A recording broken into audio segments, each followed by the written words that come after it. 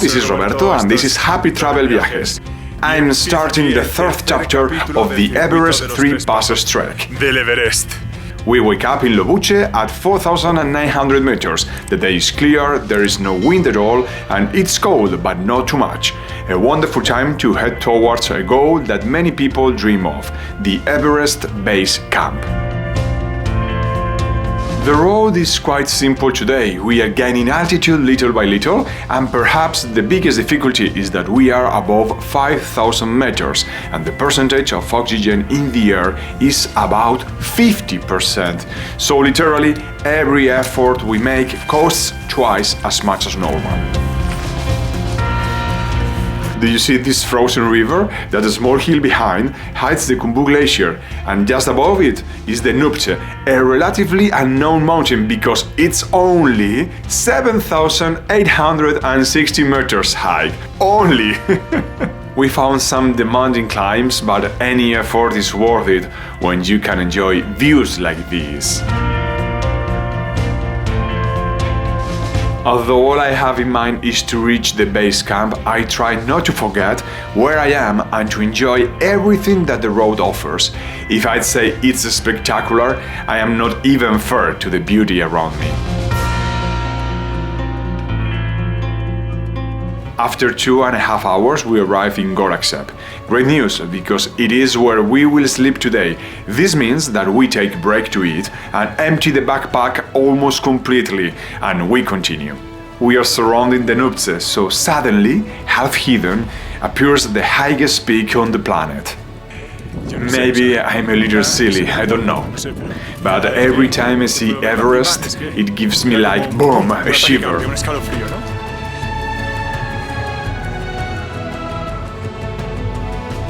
Just a few days ago, I was talking to my mother and she said, "Roberto, you look super happy in the Himalayas." And I, yes, as happy as a puppy, but you never told me anything. I have never heard you talk about the Himalayas or Everest. It really is something that I have never dared to dream of. It was something so far, so impossible, as if saying, one day I would like to go to the moon. Well then, look where I am. Everest Base Camp, 5,364 meters. It's amazing to be here and fulfill dreams you didn't even know you had. Once again, it is difficult to explain everything that I feel being in such an emblematic place. The glacier is an ice field with the most amazing shapes, which combines absolute white with blue. Besides, I am aware that I am here for the first time in my life, and most likely for the last one too. Suddenly I hear a terrifying rumble, an avalanche. I'm safe here, but nature makes clear who is in charge. And of course, before I go, I take advantage of the fact that for a while I am totally alone. I have to do the dance of happiness. Don't judge me, please, and dance with me.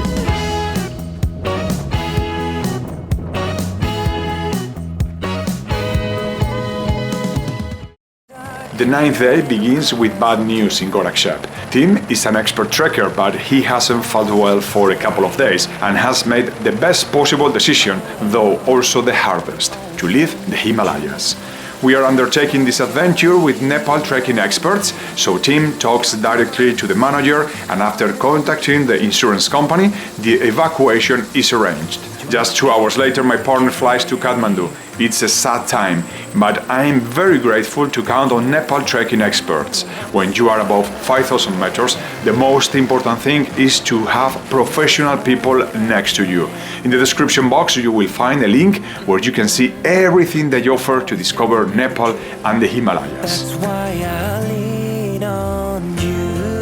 After the shock, we have to think about what to do. And finally, as we had won one night, I decide to spend another day here and return to the Everest Base Camp. Yes, why not? When I arrive, there are only 4 people. I can't believe it. Just 24 hours ago, I thought I would probably never come back, and here I am again. Really unbelievable. I take the chance to go beyond the famous stone with inscription. I continue walking over the Khumbu Glacier in the direction of the tents that are already waiting for climbers who will try to climb the summit of Everest when the season starts in about a month. After a couple of hours, it's time to go on because I want to get to a very special place to see the sunset. See you, base camp. Hope to see you again. I head for the top of Patthar. That means going up a lot. And I'm almost against the clock because the sunset will be in less than 2 hours. 5,400 meters. I have to climb about 200 more. And between you and me, I don't know if I can get there.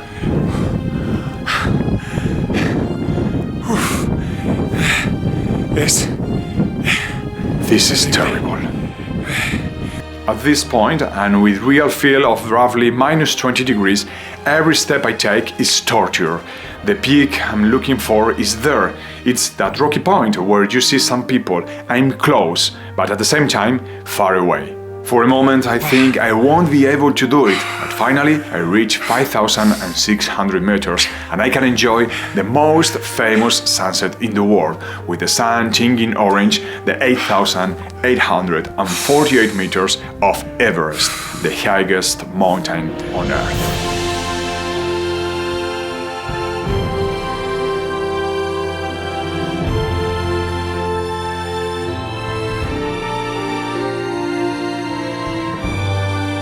No puedes imaginar. You can't imagine the beauty of these mountains. I've seen videos 1,000 times. I've seen pictures 100,000 times. But I have it now in front of me, Everest. Everest is there, in front of me. And in the distance you see Ahmadabad. It's incredible. And here behind me, this is Pumori.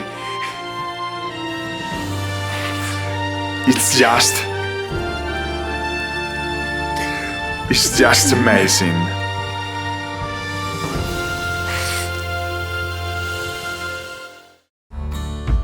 The 10th day starts, and today will be a transition day. Not bad, after all the emotions of the last 48 hours.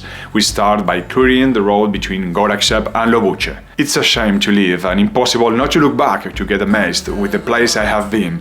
Nubche, Everest, Khumbuche, Lintren. There is the base camp. Behind that hill is the village, and next to it, the impressive Pumori, which couldn't be more beautiful. And this one, that seems so small, is the 5,600 meters of Patthar, where I saw the sunset yesterday. We pass Lobuche and head towards the Chola Pass. So far, we've met all the trekkers who go to the Everest Base Camp, but from this moment on, we'll only meet those who do the Three Passes route.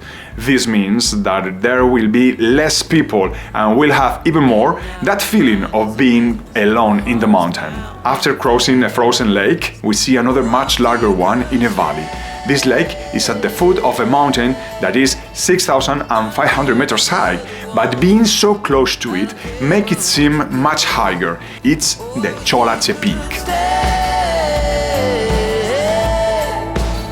The sun accompanies us during the 10 kilometers of the route and allows us to enjoy a quiet day and the views that are always spectacular. In total, today I walk about 4.5 hours to get to Songla, where we'll sleep. And from tomorrow, the absolute madness will begin, because we'll have to cross the Chola Pass after the Rangio Pass and continue around the national park. But as they say in the series, this will be in the next chapter. Meanwhile, what can you do? Subscribe to the channel, not to miss any of the videos I post. Now I'm going to eat, to rest, and I cross my fingers so that everything goes well from now on, because I'm a bit scared of what is to come. But I'll tell you in the next video. Agur!